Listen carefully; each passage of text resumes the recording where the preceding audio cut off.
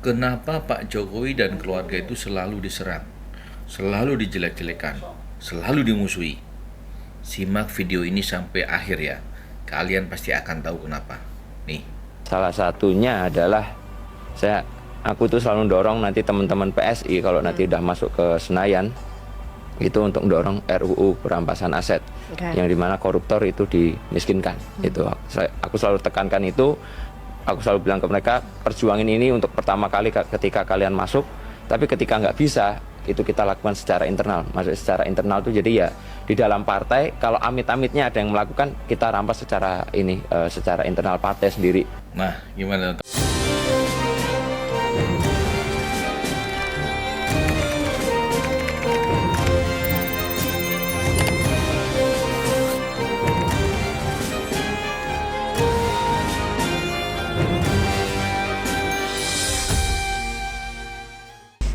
Hai semuanya, selamat datang di Sinergi Update. Bagaimana kabar kalian guys? Semoga kita semua selalu diberikan kesehatan dan juga keselamatan dari Tuhan Yang Maha Esa. Guys, ada seorang netizen ya yang bicara mengenai alasan mengapa Pak Jokowi dan keluarganya terus menjadi sasaran kritik dari sejumlah pihak. Menurutnya, salah satu penyebabnya adalah karena Pak Jokowi ini pernah menyatakan dukungan terhadap pembahasan RUU perampasan aset guys. Bahkan belakangan Kaesang juga menyebut bahwa PSI akan terus mendorong agar RUU tersebut menjadi salah satu agenda perjuangan partainya. Dari situ kemudian netizen menyebut bahwa ada pihak-pihak tertentu yang mungkin merasa tidak nyaman jika aturan mengenai perampasan aset hasil tindak pidana ini benar-benar disahkan guys. Dia menyimpulkan bahwa penolakan terhadap Pak Jokowi bukan semata-mata persoalan politik ya, melainkan karena adanya kekhawatiran terhadap dampak dari RUU tersebut. Benarkah demikian? Menurut kalian bagaimana? Kita akan dengarkan bagaimana komentar dari netizen tersebut guys. Ini dia. Kenapa Pak Jokowi dan keluarga itu selalu diserang, selalu dijelek-jelekan, selalu dimusuhi? Simak video ini sampai akhir ya. Kalian pasti akan tahu kenapa. Nih. Salah satunya adalah aku tuh selalu dorong nanti teman-teman PSI kalau nanti udah masuk ke Senayan itu untuk dorong RUU perampasan aset, yang dimana koruptor itu dimiskinkan. Itu aku selalu tekankan itu. Aku selalu bilang ke mereka, perjuangin ini untuk pertama kali ketika kalian masuk, tapi ketika nggak bisa, itu kita lakukan secara internal. Maksudnya secara internal itu jadi ya di dalam partai, kalau amit-amitnya ada yang melakukan, kita rampas secara secara internal partai sendiri. Nah, gimana teman? Sekarang kalian sudah paham kan kenapa Pak Jokowi selalu dimusuhi? Orang-orang itu ketakutan guys. Makanya mereka membenci Pak Jokowi itu sampai ke ubun-ubun. Nah, sudah paham kan sekarang kan? Enggak, aku itu heran loh. Kenapa kader PDIP ini ngomongnya kasar, ya kan? Ngomongnya itu kayak nggak berpendidikan, ngomongnya itu kayak nggak tahu aturan. Sesuka hati mereka tuh menghujat, membuli, memfitnah yang namanya Pak Jokowi. Ih, ya ampun, geleng kepala aku loh. Itu nonton video mereka itu, segitunya dendam sakit hatinya. Astaga naga. Ini kalau kayak gini nih, ini menjatuhkan nama PDIP. Bener. Ini kalau begini nih menjatuhkan nama PDIP sendiri. Tapi yalah, orang ketumnya aja pun seperti itu ya kan. Gimana dengan kader-kadernya, ya pasti juga lah seperti itu. Buah nggak jatuh dari pohonnya. Cuma nggak tahu diri aja, katanya mau istirahat, tapi malah kemudian setelah Pak Jokowi berkunjung ke Lampung ya, dan diberi gelar adat kehormatan yaitu Baginda Pemuka Bangsa, banyak para pembenci Pak Jokowi yang merasa kepanasan. Salah satunya adalah si Ferry Amsari. Ferry Amsari ini kita tahu bahwasannya dia pendukung Anies Baswedan. Dia adalah aktor dari film The Typhoon. Ya kan? Dipikirnya kemarin waktu 2024, ya kan, dia di akhir tuh pemilu dia mengeluarkan film The Typhoon. Dipikirnya dengan adanya film The Typhoon bisa memenangkan Anies Baswedan. Ternyata Anies Baswedan ya kan tidak menang juga. Lucunya yang menang di Pilpres 2024 adalah Bapak Prabowo Subianto, tapi yang dibenci Bapak Joko Widodo. Kali ini si Ferry ini ya menampakkan ketidaksenangannya kepada Pak Jokowi. Kata si Ferry, cuman nggak tahu diri aja. Maksudnya Pak Jokowi yang nggak tahu diri. Yang nggak tahu diri itu kau siapa? Mau mengatur kehidupan Bapak Joko Widodo? Ya, jadi buat kau Ferry, sebelum bilang Pak Jokowi nggak tahu diri, berkaca diri kau yang tak tahu diri. Kalau sudah kalah junjungan kau itu, ya kan? Ya sudah, nantilah 2029 kau buat lagi entah film apa untuk mendongkrak supaya junjungan kau menang, ya kan? Kalau Pak Jokowi keliling safari, ya keliling di beberapa kota di Indonesia, ya sekarang ini di Lampung, kenapa kau pula yang marah? Kau bilang Pak Jokowi tak tahu diri. Yang tak tahu diri itu adalah kalian para pembenci. Kata dia kan, katanya Pak Jokowi itu mau istirahat, tapi malah kemudian terjun ke ruang politik yang menurut saya harusnya dia sudah masuk ke fase berwibawa sebagai, ya katakanlah pilihannya sebagai guru bangsa. Pak Jokowi tidak pernah bilang bahwasanya dia mau pensiun dari dunia perpolitikan. Pak Jokowi setelah selesai masa jabatannya, Pak Jokowi bilang dia mau kembali ke Solo, mau beristirahat. Kan Pak Jokowi beristirahat. Apakah orang beristirahat ya langsung beristirahat selamanya, tidak lagi bekerja? Terus kata dia kan, tidak lagi mengandalkan kekuatannya sebagai mantan presiden untuk keuntungan partai ataupun segelintir orang. Sekali lagi aku bilang sama kau, masalah kau di mana? Kalau Pak Jokowi mengandalkan kekuatannya sebagai mantan presiden, bukankah Megawati masih juga mengandalkan orang tuanya sebagai mantan presiden? Kenapa nggak kau komplain?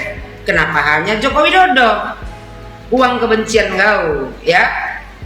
Katanya pakar hukum, ahli tata negara, tapi bengaknya minta ampun. Semua orang pintar di negara Republik Indonesia ini kalau sudah ya kan mendukung si Anies lah, jadi bengak lah rata-rata. Jadi kata dia kan, jadi ada pertanyaan besar sebenarnya soal kejujuran dari pernyataan sebelumnya dengan apa yang dia lakukan sekarang. Kejujuran yang seperti apa yang kau maksud? Bukankah Pak Jokowi jujur? Ya, kata dia kan, dia menyatakan akan istirahat. Ya kan betul, Pak Jokowi setelah selesai masa jabatannya sebagai presiden kan Pak Jokowi pulang ke Solo. Istirahatlah Pak Jokowi sejenak, menjadi warga negara biasa. Sekarang kan Pak Jokowi jadi warga negara biasa. Memangnya Pak Jokowi jadi warga negara luar biasa? Kan enggak. Jadi mana enggak jujur. Ternyata kemudian menjadi mesin politik partai tertentu, yaitu partai anaknya sendiri. Iya, tidak salah kalau Pak Jokowi menjadi mesin ya politik, ya kan, partai tertentu, yaitu partai anaknya sendiri. Apa masalahnya? Megawati juga sama, SBY juga sama, anaknya di situ, Megawati cucunya lagi sampean. Tuh, ya kan, Nasdem, siapa namanya itu? Ya kan, si Surya Paloh, anaknya juga. Jadi masalah kok di mana? Terus ada hostnya yang nanya, kata dia kan, tapi pantas nggak sih menurut abang? Kalau boleh, tidak boleh, tentu boleh. 3 pertanyaan. Si Ferry jawab, patut, tidak patut, tentu tidak patut. Yang tidak patut itu kau, ya, menanamkan kebencian, mengkritik Pak Jokowi tanpa alasan. Permasalahan kau di mana? Kalau seandainya Bapak Joko Widodo membesarkan partai anaknya, masalah kau di mana? Kalau Pak Jokowi bilang Pak Jokowi mau istirahat, mau jadi rakyat biasa, kan sekarang terbukti. Kemarin setelah selesai Pak Jokowi beristirahat. Setelah beristirahat ya Pak Jokowi bekerja kembali. Jadi salahnya di mana?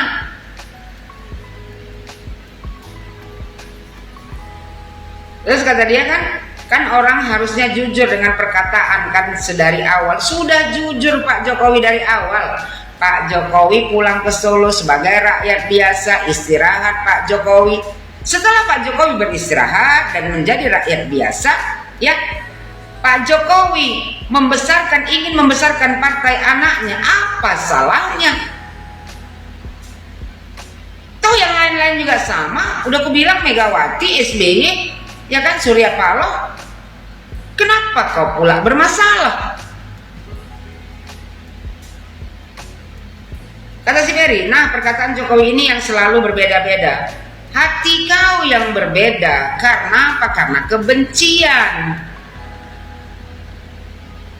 Oh, saya tanya lagi, Bang, ini terlalu dini ya dia safarinya dimulai saat ini? Si Ferry bilang, iya dong, karena kan dia ingin mengatakan bahwa akan sanggup memperjuangkan partai ini.